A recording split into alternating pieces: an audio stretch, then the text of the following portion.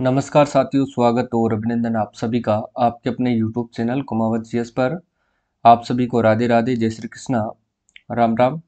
और आज की अपनी क्लास है मित्रों राजस्थान हिस्ट्री की। अपन राजस्थान की कालीबंगा सभ्यता यानी कि प्राचीन सभ्यताओं के बारे में अपन डिस्कस कर चुके हैं। संपूर्ण प्राचीन सभ्यताओं के बारे में अपन पढ़ चुके हैं। ठीक है, सभ्यताओं से संबंधित क्लास आपको प्लेलिस्ट में मिल जाएगी। राजस्थान हिस्ट्री के नाम से प्लेलिस्ट बनी हुई है, वहाँ से आप देख सकते हैं, या फिर इसका जो लिंक है प्राचीन सभ्यताओं की जो क्लास है उसका लिंक आपको डिस्क्रिप्शन बॉक्स में मिल जाएगा। ठीक है, यहाँ से आप प्राचीन सभ्यताओं की क्लासेस देख सकते हैं। इसमें आज अपन डिस्कस करेंगे गुर्जर प्रतिहार वंश से संबंधित जो भी विगत परीक्षाओं में पूछे गए प्रश्न हैं उन्हीं के बारे में अपन डिस्कस करेंगे, और सभी को साथियों व्याख्यात्मक प्रश्नों की क्या करेंगे, सभी प्रश्नों की अपन व्याख्या करते हुए चलेंगे। ठीक है, याद रखिएगा। देखिए, पहले प्रश्न की शुरुआत करते हैं कि इतिहासकार R.C. मजूमदार के अनुसार गुर्जर प्रतिहारों ने कितनी शताब्दी तक अरब आक्रमणकारियों के लिए बाधक का काम किया है। आरसी इतिहासकार मजूमदार के अनुसार गुर्जर प्रतिहारों ने कितनी शताब्दी तक अरब आक्रमणकारियों के लिए बाधक का काम किया है। तो देखिएगा मित्रों, इन्होंने 6ठी शताब्दी से लेकर के 11वीं शताब्दी तक इनके लिए इन्होंने बाधक का काम किया है। ठीक है, इसमें ऑप्शन दे रखा है 11वीं शताब्दी। वैसे अगर आपसे देखिएगा, वैसे तो इसका जो सही आंसर है वैसे 6ठी शताब्दी से लेकर के 12वीं शताब्दी तक है। ठीक है, बाकी इसमें ऑप्शन 11 शताब्दी है, तो अपन इसी को ऑप्शन को करेक्ट आंसर रखेंगे। ठीक है, और ये किसके अनुसार है, तो रमेश चंद्र मजूमदार के अनुसार। R.C. मजूमदार आपको दे रखा है, इनका पूरा नाम है रमेश चंद्र मजूमदार। ठीक है, रमेश चंद्र मजूमदार आपको याद रखना है। इसके आगे अपन देखते हैं, अगला जो प्रश्न है आपका, देखिएगा 8वीं से 10वीं शताब्दी तक राजस्थान में किस राजपूत वंश का वर्चस्व रहा है। देखिएगा, 8वीं से 10वीं शताब्दी तक राजस्थान में किस राजपूत वंश का वर्चस्व रहा है। तो याद रखिएगा मित्रों, गुर्जर प्रतिहार वंश का वर्चस्व यहाँ पर रहा है। किसका रहा है, गुर्जर प्रतिहार वंश का जो है यहाँ पर वर्चस्व रहा है। ठीक है, अगला प्रश्न है कि राजस्थान में प्रतिहार वंश के संस्थापक हरिश्चंद्र की राजधानी थी।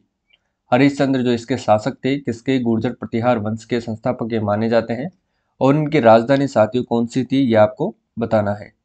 तो देखिएगा मित्रों, इनकी जो राजधानी थी वो थी मंडोर। कौन सी राजधानी थी, वो थी मंडोर। ठीक है, अब एक बात आपको याद रखना है कि याद रखिएगा मित्रों की, यानी कि गुर्जर प्रतिहारों को किसने, यानी कि किन अभिलेखों के अंतर्गत प्रतिहारों को गुर्जर कहा गया है। वो कौन कौन से अभिलेख हैं जिनमें प्रतिहारों को गुर्जर कहा गया है। तो याद रखना, वो अभिलेख हैं, एक तो है नीलगुंड। ठीक है, नीलगुंड अभिलेख में प्रतिहारों को गुर्जर कहा गया है।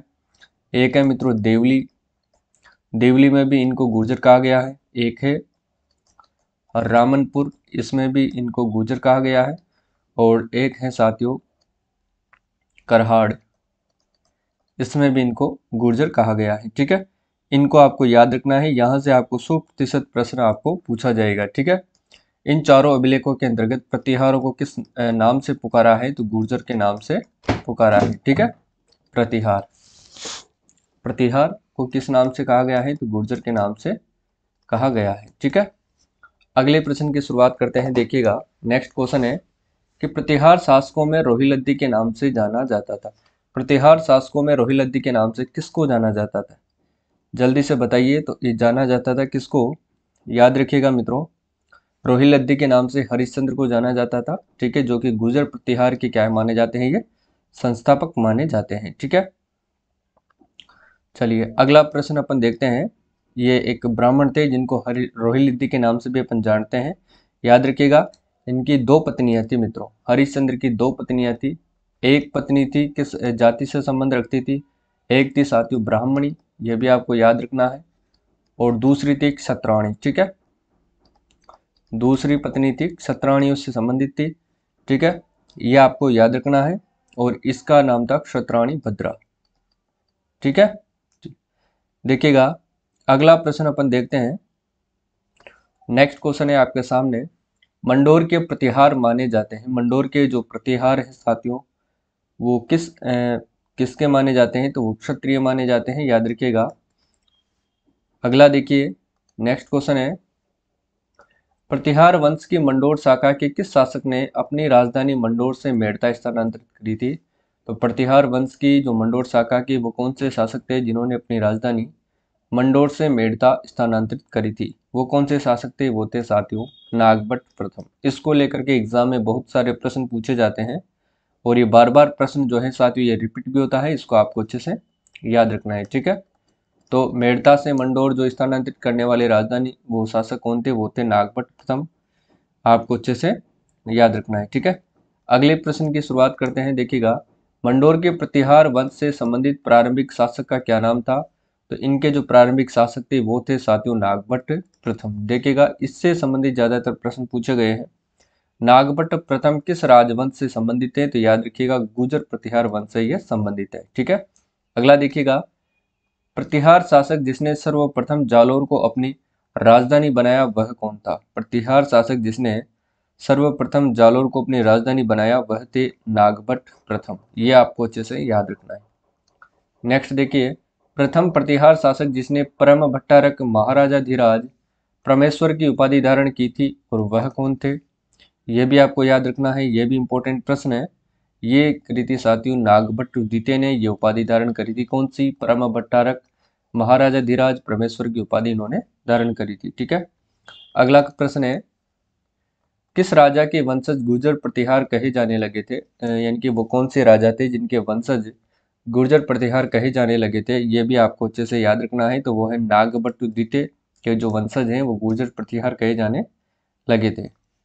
अगला प्रश्न है, आदिवरा की उपाधि जिस राजपूत शासक ने धारण की वह है? आदिवरा की उपाधि जिस राजपूत शासक ने धारण की वह कौन है? वह है मिहिर भोज। और इन्होंने किसकी उपाधि धारण करी थी साथियों? तो याद रखिएगा आदिवराह की उपाधि इन्होंने धारण करी थी, ठीक है। आदिवराह, यह आपको अच्छे से याद रखना है। नेक्स्ट क्वेश्चन की बात करते हैं, किस प्रतिहार राजा के काल में प्रसिद्ध ग्वालियर प्रशस्ति की रचना की गई थी? ग्वालियर प्रशस्ति की रचना किस राजा के काल में की गई थी? यह भी एक इंपॉर्टेंट प्रश्न है, याद रखना है, मिहिर भोज के शासनकाल में, ठीक है। नेक्स्ट क्वेश्चन देखिएगा, संस्कृत कवि राजशेखर किसके दरबार में था? संस्कृत कवि राजशेखर जो थे वो किसके दरबार में थे? तो ध्यान रखिएगा ये महेंद्रपाल प्रथम के दरबार में राजकवि थे, ठीक है, दरबारी कवि थे। ये भी आपको अच्छे से याद रखना है। इसके बाद अगले प्रश्न की बात करते हैं, प्रतिहार शासक महेंद्रपाल प्रथम एवं महिपाल का जो दरबारी कवि था वो कौन था? ये भी आपको याद रखना है। अभी अपन देखे थे राजशेखर, कौन थे?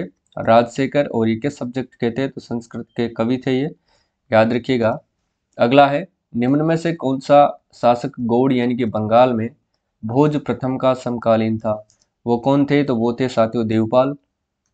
इनके समकालीन कौन थे? देवपाल थे, ठीक है। चलिए आगे बात करते हैं अगले प्रश्न की, निम्नलिखित में से किस विदेशी यात्री ने गुर्जर प्रतिहार राजवंश की सैन्य शक्ति एवं समृद्धि का जो है उल्लेख इन्होंने किया है? तो किसने किया है? याद रखना, ये सुलेमानों ने किया है। यह भी एक इंपॉर्टेंट प्रश्न है, इसको आपको अच्छे से याद रखना है। नेक्स्ट क्वेश्चन की बात करते हैं। देखिएगा, निम्नलिखित में से कौन सा शासक गुर्जर प्रतिहार राजवंश से संबंधित नहीं है? वो कौन सा शासक है जो गुर्जर प्रतिहार वंश से संबंधित नहीं है? तो वो है भरतर भट्ट, जो इससे संबंधित नहीं है, ठीक है। चलिए नेक्स्ट है कि प्रतिहार वंश का अंतिम शासक कौन थे? प्रतिहार वंश के जो अंतिम शासक थे वो थे यशपाल।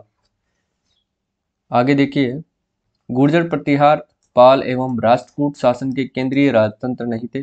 गुर्जर प्रतिहार पाल एवं राष्ट्रकूट शासन के केंद्रीय राजतंत्र नहीं थे। सही है, गलत है, पता नहीं या फिर भ्रमित है? तो ये ध्यान रखिएगा मित्रों, ये बिल्कुल गलत है, ठीक है।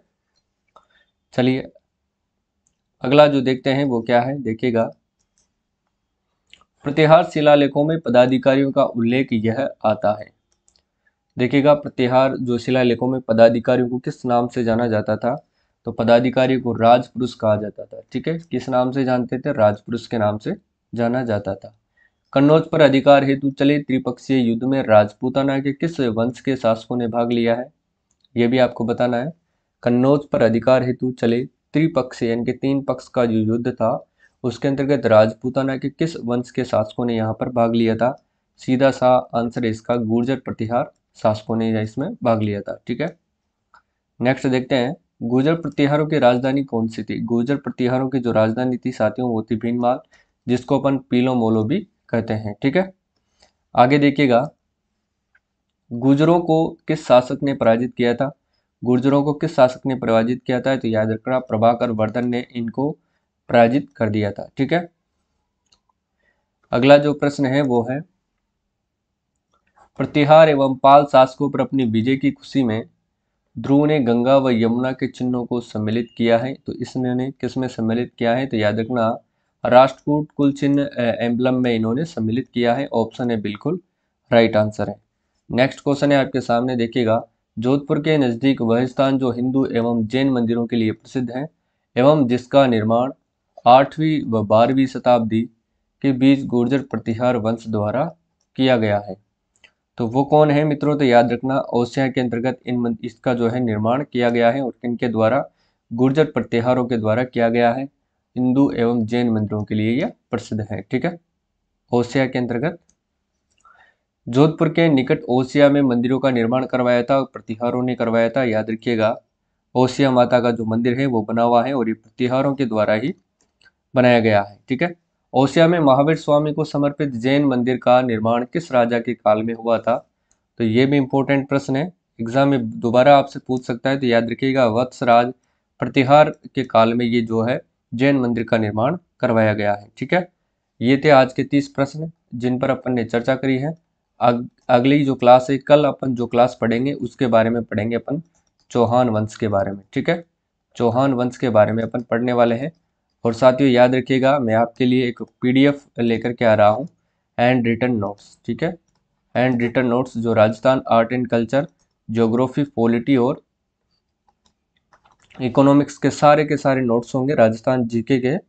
तो वो आपको जल्दी से जल्दी उपलब्ध करवा दिए जाएंगे, जहां से आपके 80 से लेकर के 90% जो प्रश्न है वो आपको हूबहू उन्हीं नोट्सों में से देखने को मिलेंगे। ठीक है, तो चैनल अच्छा लगता है, क्लासेज अच्छी लगती हैं तो सब्सक्राइब कीजिएगा, लाइक कीजिएगा और अपने दोस्तों के साथ शेयर करना भूलिएगा। ठीक है, तो कल मिलते हैं रात को 8 बजे अपन चौहान वंश वाली क्लास में। ठीक है।